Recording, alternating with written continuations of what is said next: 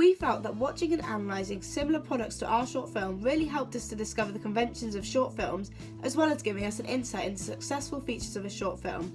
I analysed The Wish Granter, which does not include any dialogue throughout, instead using the music and NVC of the characters to portray the emotions that should be felt by the audience.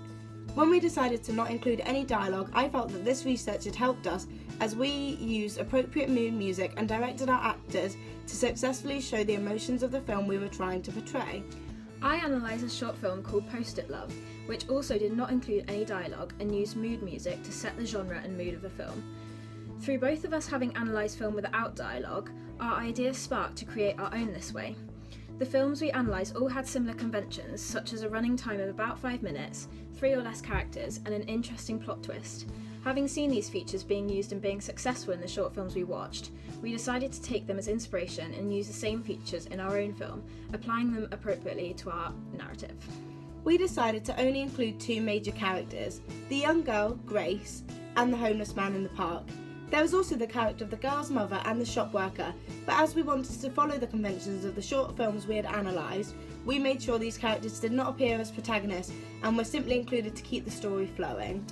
After seeing that the films we had looked at all had interesting plot twists, we decided to include one that would be appropriate to our intended genre. We decided to make the plot twist heartwarming and pleasant, as a shocking or unpleasant one would not work well with the mood of our film.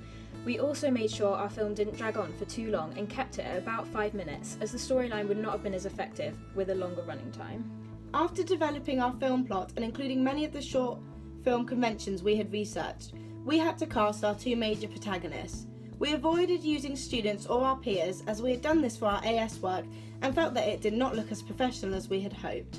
We decided to cast Ashley's younger sister Taylor as the main character Grace, as we had included her in our trailer during AS and felt that her trust in us and her acting ability for such a young age really showed here.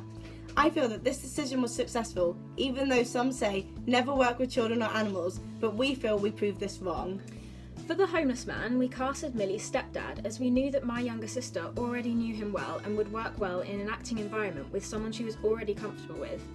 For his costume, we went to the charity shop and purchased some old unkept clothes that we thought would represent his character the best. We used prosthetics on his face such as soot, and he spent a few weeks growing out his beard for the part. For the character of Grace, we wanted to use costume that would represent her character clearly as more wealthy to show the contrast between characters, and the red colours in her clothing helped to represent the Christmas season. Regarding prop use, we used the piggy bank for the young girl and the red bag to clearly show how the young girl was happy to swap her pocket money for a gift for the homeless man. After researching Stuart Hall's theory of representation and entertainment, through our plot twist we decided to use this theory of stereotyping to develop our characterisation. By the young girl giving all that she has to the homeless man, despite their obvious contrast, we felt that the meaning was not overgeneralised and more effective, as it is unexpected for a girl of that age to understand the struggles of a homeless person, especially around the Christmas season. We also had a look at Levi Strauss's theory of binary oppositions and applied it to our work. We contrasted the characters to show clear representations of wealth and poverty. We also hinted at the oppositions of generous and selfish, through the young girl's mother pulling her away from the homeless man at the very beginning. Our first draft did not include any clips after the gift-giving scene.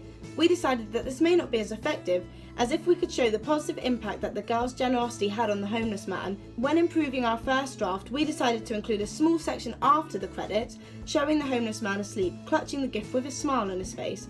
When we first filmed this scene, it did not appear to be nighttime, so we took our actor back to the park in the evening to refilm this final clip in order to show the time period of the scene. In our first draft, we did not include any props for the homeless man, as we did not realise how important they were to portray his character. When doing our first draft audience feedback, we realised that a few people did not understand that the man was homeless, therefore not taking our preferred reading. So we decided to add props and use bin bags to develop his character, and also added in cut-in shots of these props to help represent his character more accurately to our audience. After filming our final production work, we took to editing to develop our work further.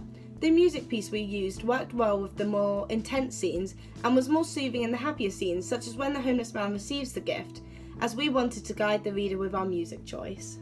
Lastly, we wanted to link all of our clips together so they had a flow to them and worked cohesively.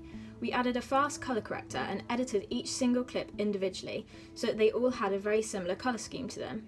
We also edited the speed of some clips so that they fitted well with the music and sound effects that we included.